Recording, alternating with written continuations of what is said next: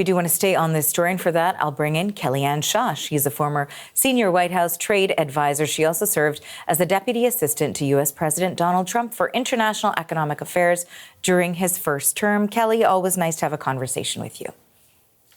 Great to speak with you as well. Okay, so let's talk about this letter that the U.S. president sent to Canada's Prime Minister. In it, he wrote that the U.S. trade deficit with Canada is, quote, a major threat to our economy and indeed our national security. And he also discussed the threat of fentanyl. Now, we know that Canada makes up about 0.2% of the fentanyl seizures at the U.S. border. What do you make of national security being used as a justification for this latest tariff threat? Yeah, the letter last night was really interesting because it did conflate two separate and distinct concepts the president has talked about with respect to Canada. First is the fentanyl issue, and that's the basis of those current 25% tariffs, and his view that Canada still has not done enough to curb the supply side of fentanyl into the United States. And then second, these unfair trade practices, and we just talked about the dairy and the supply management tariffs as well. Like, that is a huge issue for the president personally, along with the trade deficit, which is the national security justification for the tariffs he has currently on almost every country on earth. So these are clearly two still important issues for the president. I do think he's putting some pressure on Prime Minister Carney and on the Canadian negotiators to come to the table on some of these issues before we'll see a deal come together. But Canada is treated very similarly than many of our other trading partners in receipt of these letters. You know, when it comes to that pressure that you're saying the U.S. president may be putting on the prime minister, certainly it appeared that there had been some discussions of not negotiating in the public. And we know that there was a July 21st deadline that both the U.S. president and the prime minister had discussed. And that was when the U.S. president was in Canada for the G7 summit. Even yesterday, we heard members of the Canadian government saying, yes, we are continuing to work towards July 21st as a deadline to have some sort of a framework for a trade deal or trade agreement. And then this letter came with a revised deadline, so to speak.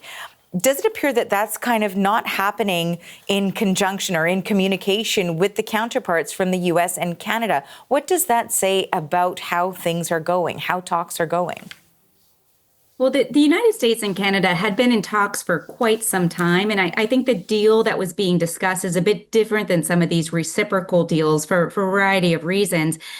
There was a pause, of course, when the DST flare-up happened last week, but those talks have recommenced between the U.S. and Canadian side.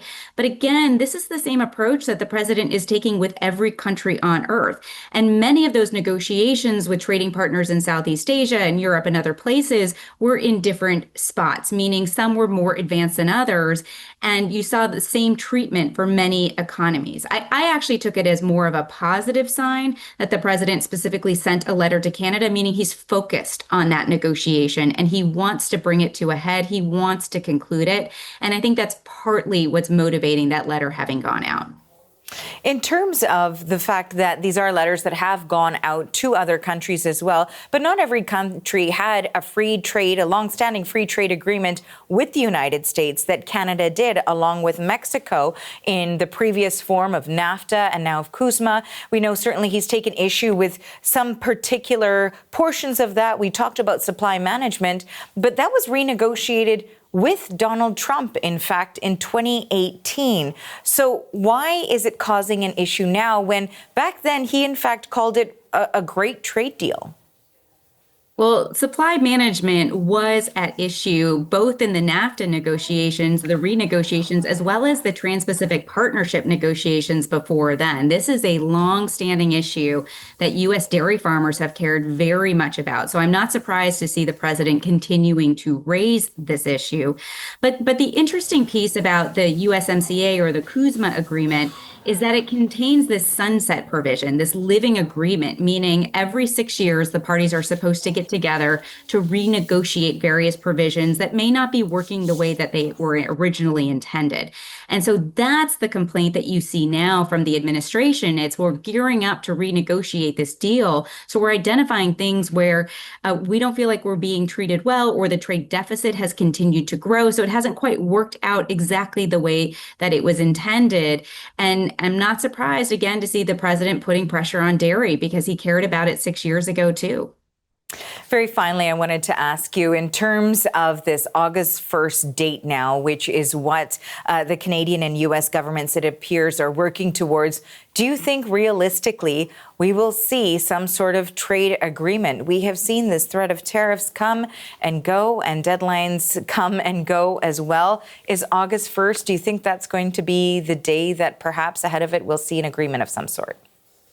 Yeah, I think August 1st is a very good action forcing event for the United States and Canada, because that's the date where the United States will have an executive order that raises tariffs on a number of governments. And we'll have to wait and see where they shake out. I think the letters give directional signals, but of course, negotiations are continuing after the letters, just like they are for Canada. But the president said this morning that he had gotten a phone call from the Canadian government and that talks were continuing. So I do think that we are likely to see a deal before August 1st. I am hopeful. I think a number of North American producers are hopeful that that is the case. But that seems to be the firm deadline for everyone at this point. All right. Thank you for your thoughts on this. We appreciate your time. That is Kellyanne Shaw. She's a former senior White House trade advisor. Thanks for joining us. Thank you.